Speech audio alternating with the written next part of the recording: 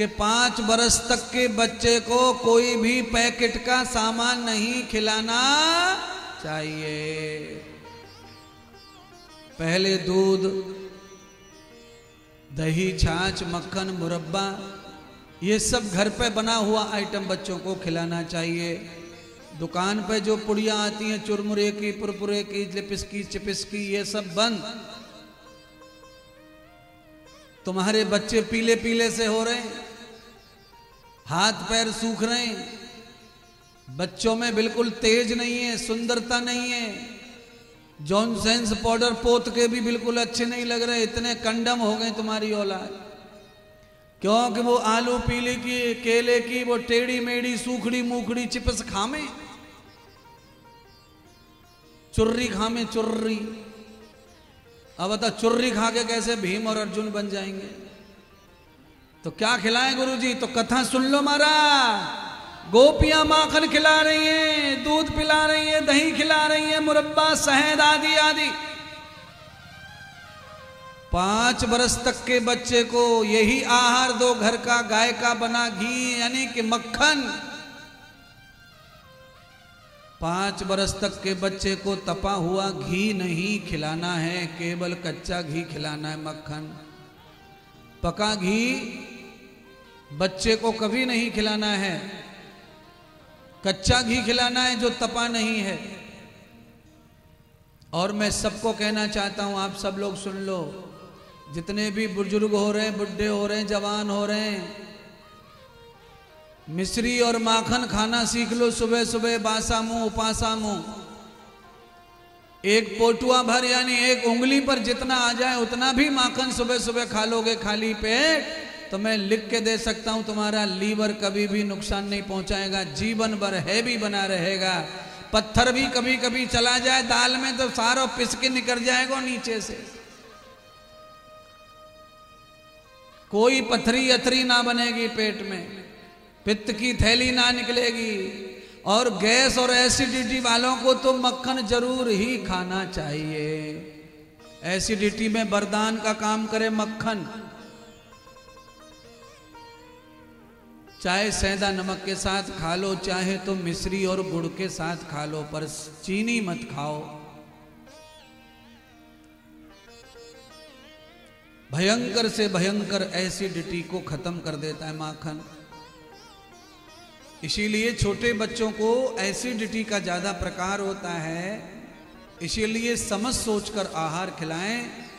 और बाजार का रेडीमेड ये पुड़िया तो बिल्कुल आज बैन कर दो बच्चों के ऊपर। असली मम्मी हो तो, और नकली हो तो तुम्हारी मर्जी, आवे सो खवाओ। असली माता है तो माता को अपने हाथों से बनाकर ही भोजन बंद करके बच्चे को खिलाना चाहिए। अन्न का प्रयोग भी कम करना चाहिए 5 बरस तक। आज भगवान पूरे गोकुल में घूमे, सब ग्वालों ने अलग अलग प्रसाद दिया, तो भगवान की जीभ आज बड़ी चटोरी हो गई महाराज। घर पे आए भगवान, नंद बाबा यशोदा मैया परोसने लगी दुग्ध।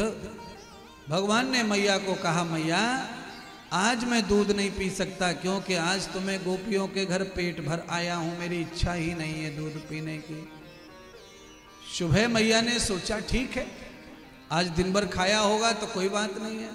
सुबह तो सुबह हुआ, देखा मैया पहुंची, भगवान गायब, है ही नहीं पालने में।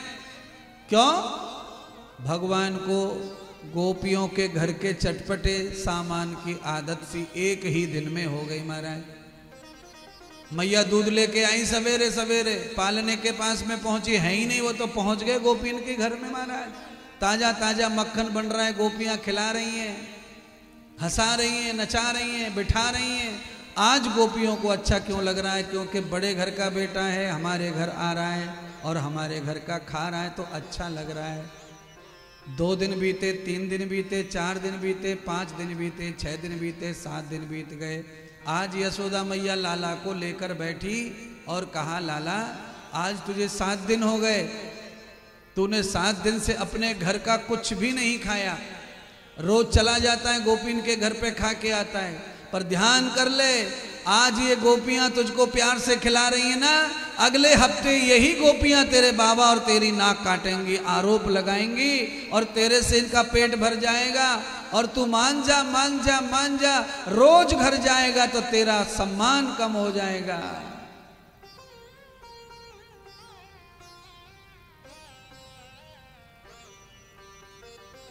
महाराज यशोदा मैया ने ये बात कही, भगवान समझ गए मैया सही कह रही है, पर क्या करें, भगवान को तो लीला करनी है, किसी के घर का खाना नहीं है, खाने का तो बहाना है, केवल भगवान गांव की गलतियां ढूंढ रहे हैं, कौन क्या गलती कर रहा है जिससे गांव की बर्बादी हो रही है। आज भगवान ने हर घर का निरीक्षण कर लिया, किस घर में क्या चलता है, किस घर में क्या होता है, किस घर में कितना दही, किस घर में कितना माखन, किस घर में बच्चे भूखे, किस घर में बच्चे बीमार।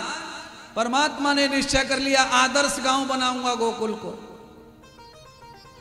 बाबा मेरे मन में ऐसी बात है, जरा सुनो।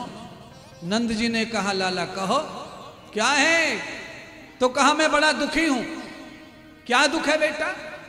दुख यह है कि गांव के कोई भी ग्वाली गोपन के बालक बिल्कुल अच्छे नहीं है, सब बीमार पड़े हैं और इस गांव में रहकर इन्हीं के साथ मुझे खेलना है, कूदना है, बड़ा होना है, यही मेरे मित्र बनेंगे और ये एक भी ऐसा नहीं है जो खेल सके, कूद सके, पेड़ पे चढ़ सके, गेंद फेंक सके, गेंद पकड़ सके। बाबा कारण क्या है, गांव में कोई स्वस्थ नहीं है। तो बाबा ने कहा स्वस्थ कहां से होंगे बालक, सारा दही दूध माखन तो मथुरा में बिचवे चले जावे, सारा माखन दूध तो बेच रही गोपियां, ये बेचने की आदत कहां से पड़ी बाबा? तो बाबा नीचे को देखने लगे और चुप पड़ गए महाराज, क्योंकि सबरी बीमारी बाबा ने फैलाई। नंद बाबा ने ढोल पिटवा दिया गोकुल में। नंद बाबा ने आज के बाद कोई भी गोपी मथुरा नहीं जाएगी दूध दही बेचने, सब गाय के बछड़ों को पिलाओ और अपने बालकों को खिलाओ।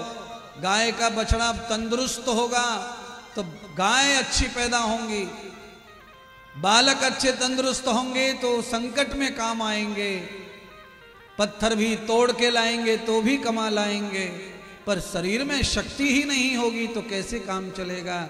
और हमारे गोकुल की समस्त गायों का दूध वह कंस राक्षस पी रहा है, इसीलिए उस राक्षस के मुंह में नहीं जाना चाहिए।